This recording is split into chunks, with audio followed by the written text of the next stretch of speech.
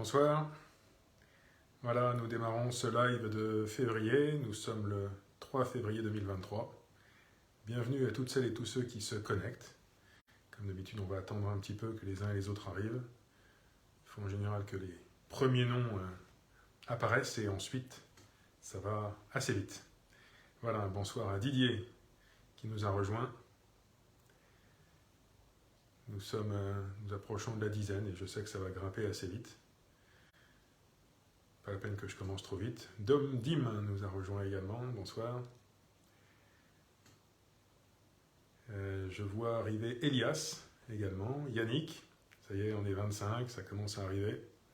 C'est le premier live de l'année en fait, puisque le premier live classique, le précédent était début janvier et c'était plutôt un live de vœux et pas un échange comme nous en avons l'habitude. Je salue Christophe, notre ancien premier adjoint Daniel Cellier qui était avec moi à l'instant il y a quelques minutes au musée, qui est maintenant en ligne. Bonsoir Yannick, bonsoir Jérôme, bonsoir à Guylaine, bonsoir à Aurélien. Alors Aurélien qui est, je dirais, notre webmaster ce soir, ou en tout cas notre représentant du service communication qui va m'accompagner en ligne par écrit.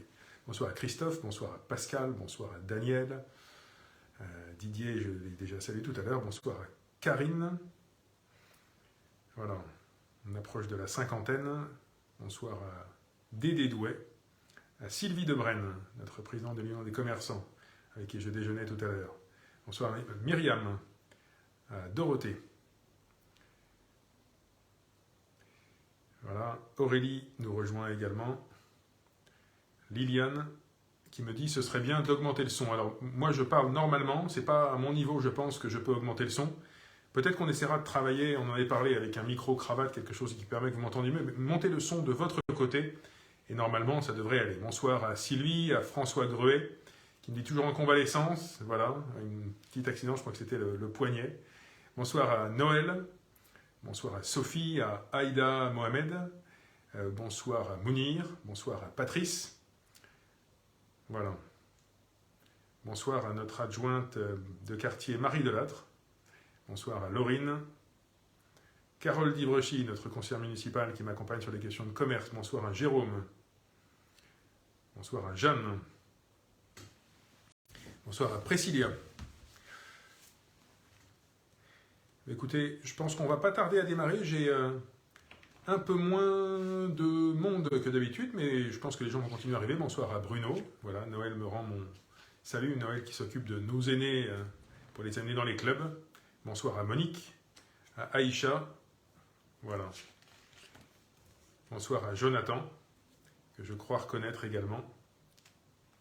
Et Myriam qui me dit « Merci, bravo pour le cirque, c'était super ». Mais c'est vrai que les artistes se sont bien donnés. Et puis, notre monsieur loyal Joël Alain a encore une fois trouvé voilà, un panel de numéros remarquables. Bonsoir à Daniel, Viviane, Martine, Cathy, Ouria. On va démarrer. Bonsoir à Franco. Je vais arrêter là les bonjours, comme d'habitude, pour rentrer dans le vif du sujet. J'ai quelques sujets importants. Daniel me parlait de l'exposition qui est en cours au musée, dont je vais dire un mot tout à l'heure. Je ne l'oublie pas et je vais en reparler. Je démarre par des sujets un peu pratico-pratiques sur quelques actualités importantes sur lesquelles vous allez vraisemblablement, en tout cas certains d'entre vous, être contactés par des partenaires de la ville dans votre boîte aux lettres. Et c'est toujours important qu'on vous donne cette information parce qu'il peut y avoir parfois des gens qui essaient de vous arnaquer, de vous entourlouper. Donc là, ce que je vais vous dire, ce sont des vrais partenaires, des vraies entreprises qui vont vous solliciter. Première sollicitation, c'est le recensement. Et donc, vous allez être normalement contacté par la municipalité. En fait, nos agents vont se mettre au service de l'INSEE. Nos agents vont déposer chez vous des codes d'accès personnalisés pour vous recenser en ligne. Alors, ce ne sera pas forcément tout le monde, ça peut être une partie des gens de la ville, mais ne vous étonnez pas de trouver dans votre boîte aux lettres des courriers concernant le recensement. Il y a bien un recensement en cours, c'est vrai, ce n'est pas une arnaque. Et vous pouvez donc vous recenser en ligne, on vous donnera un code pour aller sur le site « Le recensement et moi ». Et si les agents sonnent à votre porte et se présentent, ils ont une carte officielle avec photographie et signature du maire. Donc demandez-leur bien leur carte. Si ce sont de vrais agents de la municipalité, ils vous la montreront. Ils ne vous la montreront pas juste une seconde, ils vous la montreront longtemps, de près. Vous pourrez bien constater que ce sont des agents assermentés, reconnus par la ville. Voilà pour le recensement. Le deuxième sujet, alors pas grand-chose à voir, Nous allons, dans les prochaines années, changer de gaz naturel. Alors, toutes les personnes qui sont au gaz, hein, c'est mon cas aussi chez moi, nous aurons toujours le gaz, il y a pas, ça ne s'arrête pas, mais c'est tout bête simplement. Nous nous approvisionnions jusqu'à présent avec du gaz qui venait des Pays-Bas, le fameux gaz de Groningue. Ce gisement s'épuise et donc GRDF va s'approvisionner sur du gaz de Norvège qui n'a pas exactement les mêmes qualités chimiques. Donc il faut modifier certains aspects de votre installation. Vous allez donc recevoir prochainement, si vous avez le gaz entre mi-février et mi-mars, donc ça va arriver là incessamment, un courrier de GRDF pour vous expliquer tout ce qui va se passer. Il va falloir qu'on vienne comprendre comment fonctionne votre installation. Dans certains cas, ça va se passer sur Internet. Vous pourrez sans doute le faire vous-même avec les indications de GRDF. Dans d'autres cas, quelqu'un se déplacera chez vous. Et là encore, voilà, avec une carte prouvant que c'est bien une personne de chez GRDF. Normalement, ensuite, il y aura un réglage à faire par un chauffagiste de votre installation en 2025. Je pense, alors c'est quelque chose que je n'ai pas sur mon papier, mais je suppose que c'est pris en charge par GRDF, que vous n'avez rien à payer là-dessus, mais il y aura bien une intervention à prévoir. Et le nouveau gaz arrivera dans votre logement en octobre 2025. J'ai été court sur le sujet, mais on a toutes les infos utiles et une petite vidéo de présentation dans la rubrique actualité du site douai.fr. Donc si vous avez le gaz chez vous, allez jeter un œil à cette petite vidéo qui vous explique tout, et je pense que peut-être sur le site de GRDF, il doit y avoir des compléments. Voilà pour les actualités du moment chez nos partenaires. Alors, à la ville, quelques actualités. Je parlais du site douai.fr pour celles et ceux qui font partie d'une association. On a rajouté sur le site un petit outil pour demander du matériel.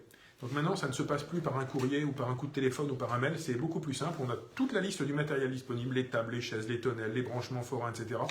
Tout est là, vous avez à cocher simplement, voilà, pour mon événement, j'ai besoin de ça, de ça, de ça. Et la demande est automatiquement enregistrée par le site et on vous fait une réponse. Ça ne veut pas forcément dire que vous aurez tout. Si vous nous demandez 200 tables et 200 chaises pour après-demain, ce ne sera pas forcément possible. Mais au moins, votre demande est claire, précise et correspond à du matériel qui existe. Je rappelle pour les associations que quand on demande du matériel, justement, ce n'est pas de la veille pour le lendemain. C'est idéalement au moins 3 mois avant. Voilà. Et qu'on ait bien pensé à tout à l'avance parce que nous, derrière, il y a du travail de préparation. Vous n'êtes pas les seuls à demander du matériel.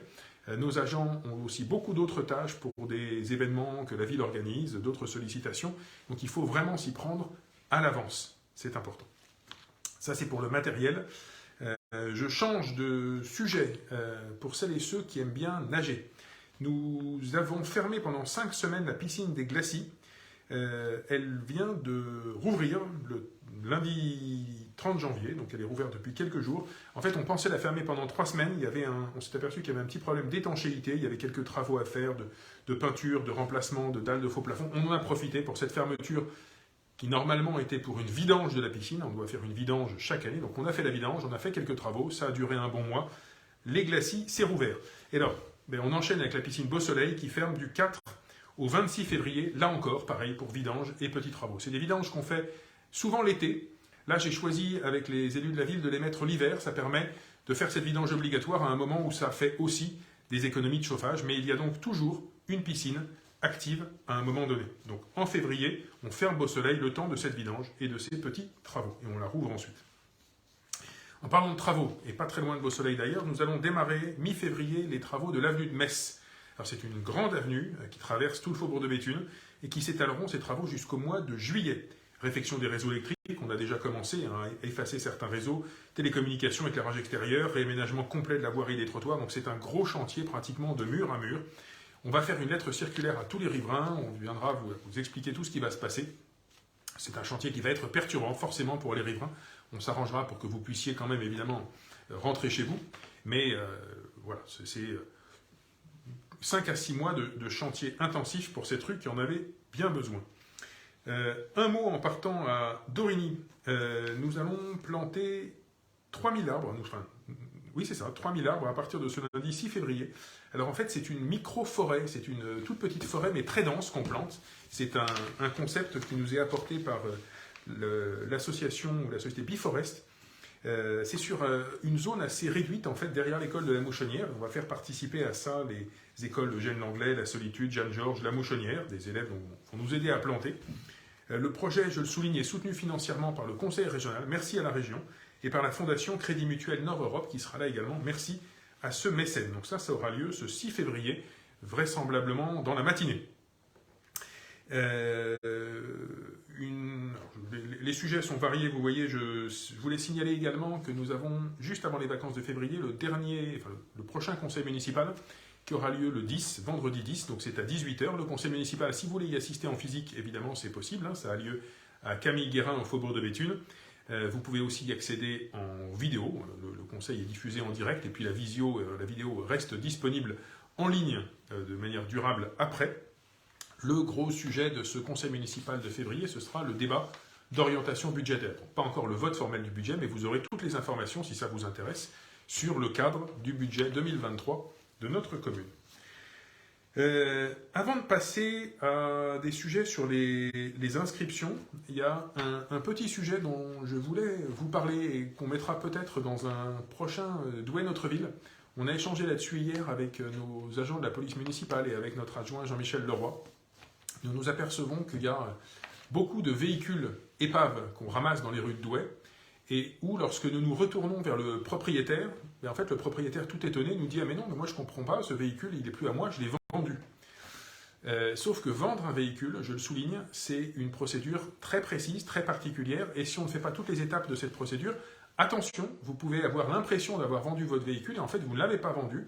Et si à un moment donné ce véhicule est utilisé, enfin est laissé comme épave ou utilisé, impliqué dans un accident ou que sais-je, on peut se retourner contre vous. Donc je vais demander à notre service communication qu'on fasse dans les prochaines semaines ou les prochains mois un article dans le Douai Notre Ville sur quelles sont les étapes quand on vend un véhicule. Il faut notamment avoir toujours ce certificat de non-gage, c'est-à-dire que vous n'avez pas hypothéqué votre véhicule ou des amendes non payées, ça se retire sur Internet. Il faut avoir déclaré la vente sur un site Internet pour qu'elle soit dûment enregistrée. Il y a des documents à remplir avec le vendeur, il y a à contacter votre assureur. Bon, toutes ces procédures-là, d'ailleurs, vous les retrouvez sur un site Internet de l'État. Il suffit de taper sur Internet « Procédure vente véhicule » et il y a un site du ministère qui vous explique tout ça. Mais regardez, faites-le, parce qu'on a beaucoup de gens qui croient avoir vendu leur véhicule et qui en réalité ne l'ont pas juridiquement, administrativement vendu. Et de la même manière, attention, quand vous changez d'adresse, quand vous déménagez, vous devez impérativement changer votre adresse sur la carte grise, sinon vous pouvez avoir une amende, si on s'aperçoit que ce n'est pas la bonne adresse. Et ça aussi, c'est pas très compliqué à faire, mais faites-le, c'est important. Voilà, ça c'était sur les ventes de voitures, un petit aparté. Je reviens sur l'actualité municipale, avec quelques inscriptions qui sont en cours et sur lesquelles voilà, vous pouvez d'ores et déjà commencer à vous rendre. Inscription scolaire. Alors ça, c'est en cours déjà depuis un moment. N'oubliez pas que les inscriptions scolaires, c'est jusqu'au 31 mars. Attention, c'est si votre enfant entre pour la première fois dans les écoles douaisiennes. C'est-à-dire, par exemple, votre enfant entre en première section de maternelle. Là, il faut l'inscrire. Ou alors, vous venez d'arriver à Douai, vous déménagez, vous habitiez ailleurs auparavant et vous voulez inscrire votre enfant dans les écoles douaisiennes. À ce moment-là, c'est maintenant avant le 31 mars. Il ne faut pas se réveiller en juin ou pire en septembre.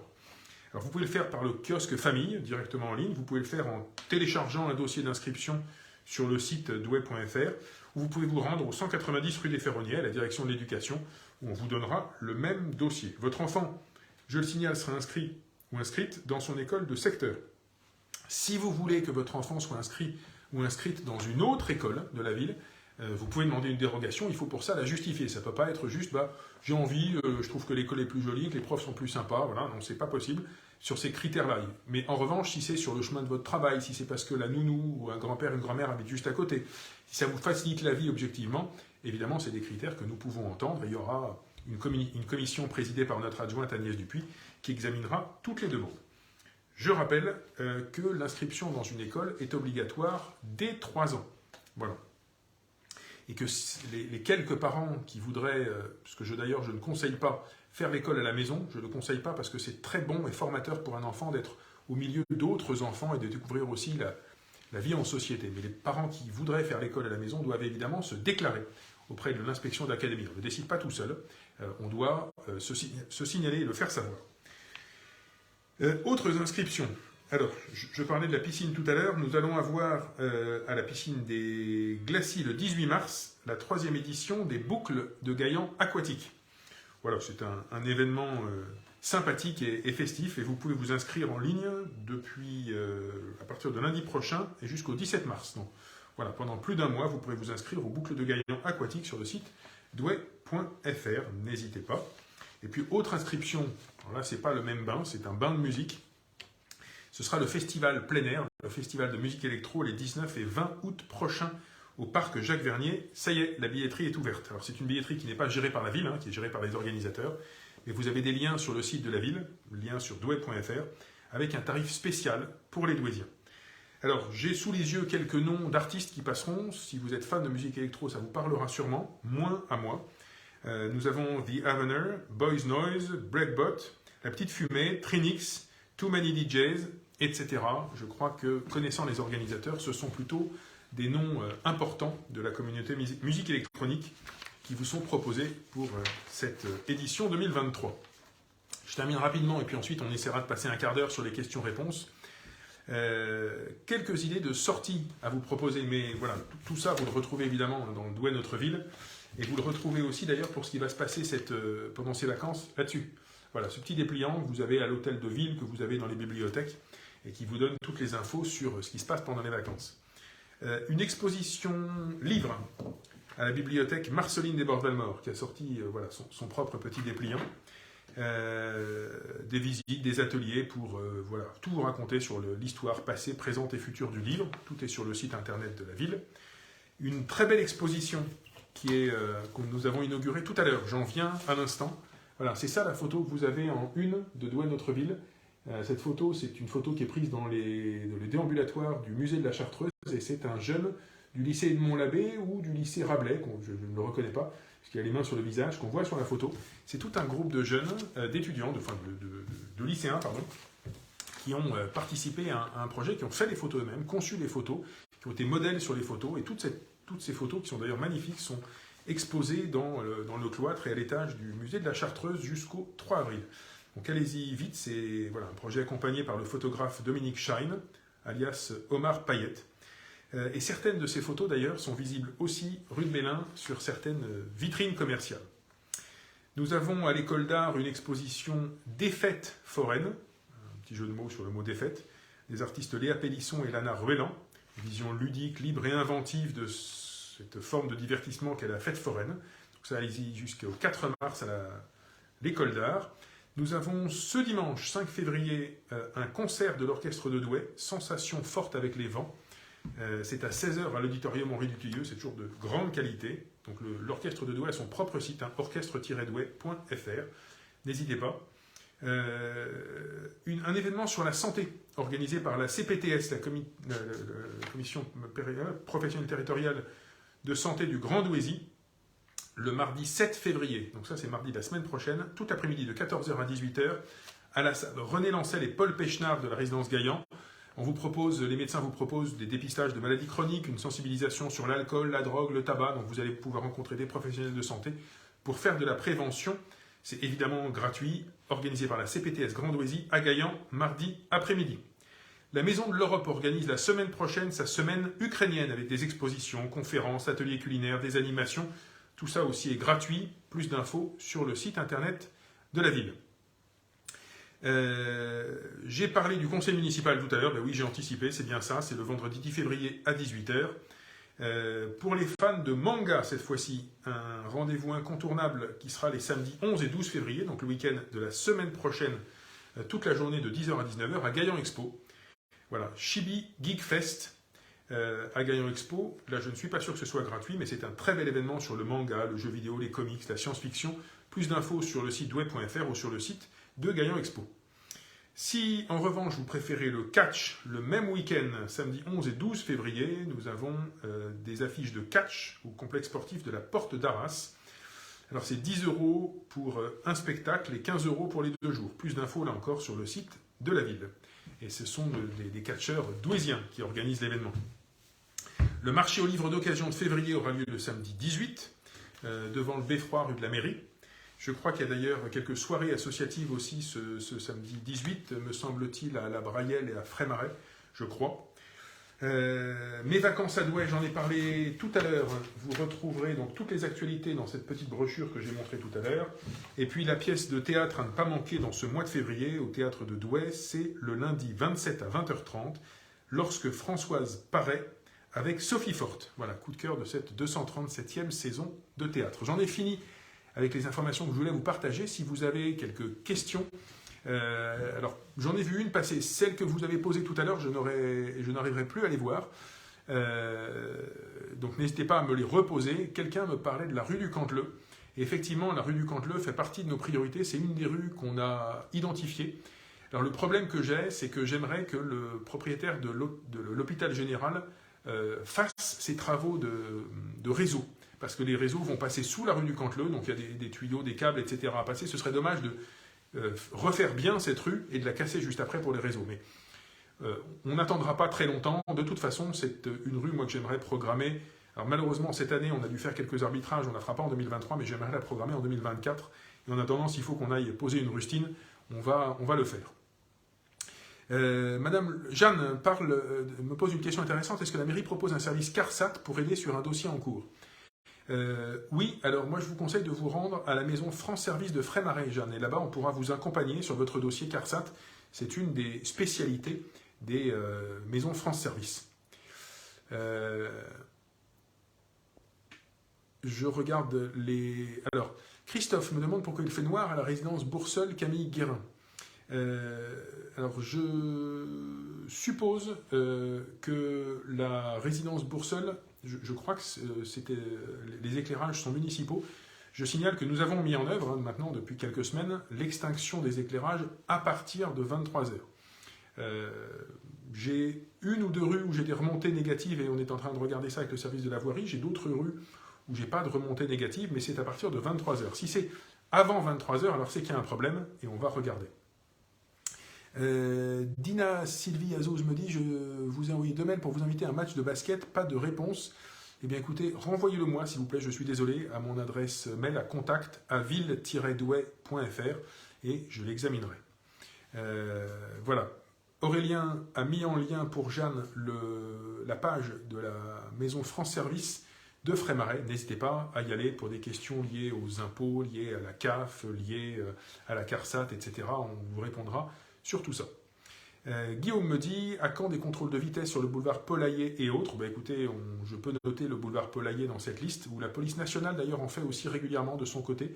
Et nous essayons, nous, de diligenter 1 ou 2 contrôles de vitesse par semaine. Alors nos agents municipaux ont beaucoup d'autres tâches, évidemment, mais des contrôles de vitesse, nous en faisons de manière régulière. Voilà, je regarde un petit peu les questions qui sont passées. Alors, Sophie me dit: pour le festival, il faut que les heures soient respectées, mais je le souligne, le festival électro se termine à minuit. Alors effectivement, c'est 2 jours de suite, mais il se termine tôt, il ne dure pas toute la nuit. Et je peux vous dire que nous avons des organisateurs extrêmement précis, extrêmement professionnels, et qui terminent la musique à l'heure dite. Effectivement, après ça, on peut avoir des gens qui se rendent à leur voiture, qui referment les portes, qui repartent, etc. Donc ça prend un petit peu plus de temps pour que les gens s'en aillent. Sur les parkings, moi j'étais l'année dernière, on n'a pas de difficulté de stationnement majeure. Peut-être qu'il peut y avoir un petit peu de difficulté pour sortir du parking. Voilà, je peux encourager les gens qui n'habitent pas loin à venir à pied. Mais sur les horaires, en tout cas, ils sont scrupuleusement respectés. Je regarde les nouvelles questions qui ont pu tomber. Alors, Samuel soulève un point qui a été plusieurs fois soulevé à propos de poubelles à roulettes. Je vais refaire de la pédagogie là-dessus. Il y a 3 systèmes de poubelles et il n'y a pas de système parfait de poubelles. Il y a les poubelles enterrées, où on vient soulever un couvercle et jeter son sac dedans. Et ça, c'est bien, mais c'est pas idéal, parce qu'il y a beaucoup de gens qui sont un peu paresseux, qui posent leur sac à côté, ou de gens qui salissent l'ouverture de la poubelle, et au bout d'un moment, c'est immonde et il faut nettoyer. Deuxième solution, c'est les poubelles à roulettes, mais les poubelles à roulettes, c'est pas idéal non plus, parce que, pareil, se salissent assez rapidement. Et je le dis, je le vois dans d'autres communes, beaucoup de gens les laissent sur le trottoir. Et les trottoirs, c'est fait pour circuler. Sur le trottoir, on a des gens en poussette, on a des gens en fauteuil roulant, on a des gens à mobilité réduite. Moi, je ne veux pas de poubelles qui stagnent en permanence sur les trottoirs. La troisième possibilité, c'est les sacs qu'on sort. Et les sacs, il faut les sortir juste avant le ramassage. Et surtout, si on a laissé dedans des os de poulet, des choses alimentaires, il faut essayer de bien suremballer ça et pas sortir la poubelle 3 heures avant, parce que sinon, effectivement, les chats s'en donnent à cœur joie. Mais la poubelle plastique, normalement, une fois posée, elle est ramassée, elle disparaît et elle ne stagne pas sur le trottoir pendant des jours, comme les poubelles à roulettes. Donc c'est pour ça que nous avons fait ce choix à Douai. Alors c'est vrai que dans certains quartiers comme le centre-ville, c'est une évidence, la poubelle en sac. Dans d'autres quartiers comme Frémarais, on peut se poser la question, mais à Frémarais, le problème, c'est qu'on ne peut pas prendre la décision rue par rue, c'est pour tout le quartier ou rien. Il y a quelques rues, par exemple à la Ferronnière, où il y a des jardins sur le devant, ça pourrait avoir du sens. D'autres rues, comme à la Templerie, ou dans les petits immeubles à côté de l'église, où c'est beaucoup plus compliqué, et on est obligé de prendre une décision pour tout le quartier. Ça peut encore une fois pas être rue par rue. Voilà ce qui justifie ce choix municipal des sacs. Il n'y a encore une fois pas de choix parfait pour les poubelles. Ça n'existe pas, malheureusement.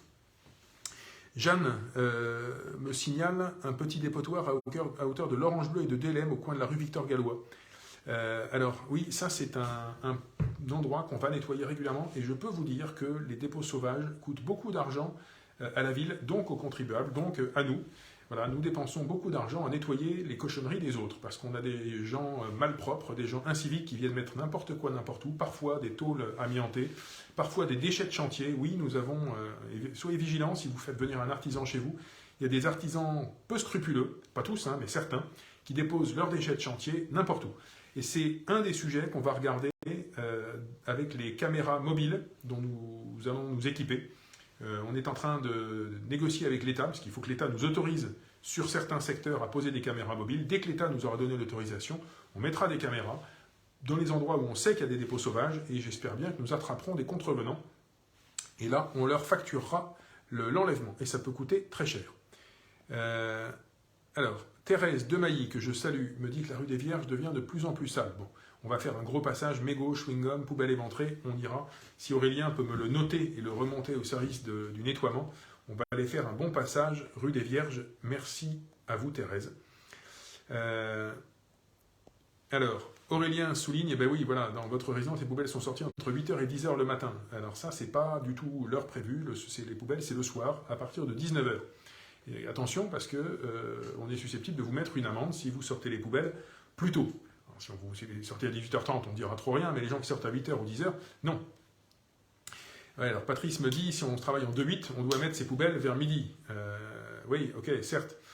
On peut aussi, je sais pas, essayer des... Tout le monde ne travaille pas non plus en 2-8, hein, il y a des gens qui n'ont pas cette excuse-là. On peut aussi, il y a 2 jours par semaine de ramassage, on peut parfois s'arranger avec un voisin. Bon. Beaucoup de gens n'ont pas tant de difficultés que ça à sortir leur poubelle le soir. Alors, Noël nous dit au revoir, voilà, et nous parle du spectacle de la Broadway Academy. Oui, ce sera en juin à l'Hippodrome, et c'est effectivement un très beau spectacle. Véronique me dit, n'y aurait-il pas un autre soir que le samedi pour le centre-ville ? Alors Véronique, de toute façon, enfin, il y a 2 soirs par semaine, et quel que soit le jour, c'est toujours un peu problématique. D'ailleurs, c'est pas forcément le samedi qu'il y a le plus de gens qui font leurs courses en centre-ville. Voilà, malheureusement, les poubelles, il faut les traiter, il faut les gérer. Et si tout le monde est civique et les sort au dernier moment, eh bien, écoutez, ce sera beaucoup plus propre. Mounir me demande, le nouveau centre de santé est-il opérationnel? Alors je ne sais pas, Mounir, de quel centre de santé vous parlez. Des centres de santé, on en a un à Frémarais, on en a un au Faubourg de Béthune, on en a un qui est en train de se créer sur un terrain que la mairie a vendu à Dorigny. On a des médecins qui se sont installés, je crois, du côté de la gare, et nous sommes en train de réfléchir avec vos élus à installer d'autres médecins dans un autre lieu. Je sais que la CPTS a installé aussi un centre de santé, alors pas forcément permanent, plutôt pour des gardes, me semble-t-il, rue Saint-Thomas, je crois. Mais là-dessus, la CPTS pourra vous en dire plus. Sylvie me signale un autre dépotoir à l'entrée de la résidence Belle-Hélène. Alors, je ne peux pas parler et écrire en même temps. Si Aurélien, vous pouvez me mettre ça de côté. On avait la rue des Vierges, la résidence Belle-Hélène. On va aller regarder ça aussi. Et rue Saint-Exupéry. Malheureusement, il y en a souvent à beaucoup d'endroits. Et je peux vous dire que nos équipes ne chôment pas et retirent des tonnes et des tonnes. À l'occasion, je vais leur demander, je vous dirai le tonnage de déchets que nous enlevons par an. Et même mensuellement, c'est énorme. Je rebondis sur les sorties de poubelles le samedi, parce que Arcos Bauhaus relance le sujet. C'est quelque chose, si un jour on devait le changer, qu'on ne peut changer qu'avec l'agglo. Et c'est dans le cadre d'un marché. Donc une fois que ce marché est lancé, l'entreprise elle a des ramassages à faire tous les jours dans différents secteurs de l'agglo. Elle ne peut pas forcément changer du jour au lendemain. Donc on se reposera la question au prochain marché. Pourquoi pas changer? Encore une fois, ça ne peut pas se faire comme ça en claquant des doigts. Mais merci de la suggestion. Il est 19 heures. Voilà, et je rebondis un petit clin d'œil à Titi et Juju qui dit quel joli son en arrière que nous entendons, c'est le beffroi, voilà, il est juste au-dessus de moi. Effectivement, c'est un son très agréable dont je ne me lasse pas.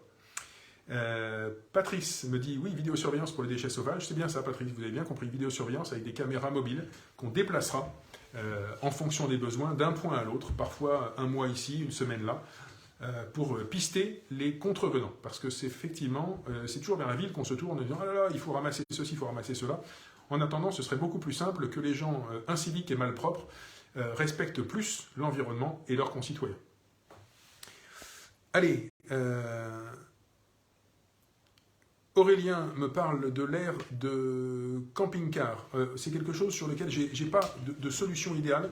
Je sais qu'elle sert, cette aire de camping-car, à des camping-caristes, touristes, visiteurs, etc. On a aussi quelques problèmes d'usage un peu limite de cette aire et c'est quelque chose que je dois travailler avec notre adjoint Jean-Michel Leroy et avec le service de la voirie. On va se poser sur ce sujet, mais je n'ai pas de réponse là immédiatement à vous donner.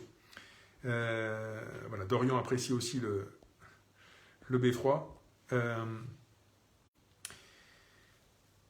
Jessie me dit, vous comptez enlever les arbustes au niveau de la porte de Valenciennes en provenance de la gare, direction Parc Bertin, car le passage piéton est ultra dangereux, aucune visibilité. Ce que je vous propose, Jessie, c'est faites-moi exactement une petite photo pour me dire exactement à quel endroit c'est, qu'on regarde avec le service des jardins du cadre de vie. Vous m'envoyez ça sur contact@ville-douai.fr et on vous répondra.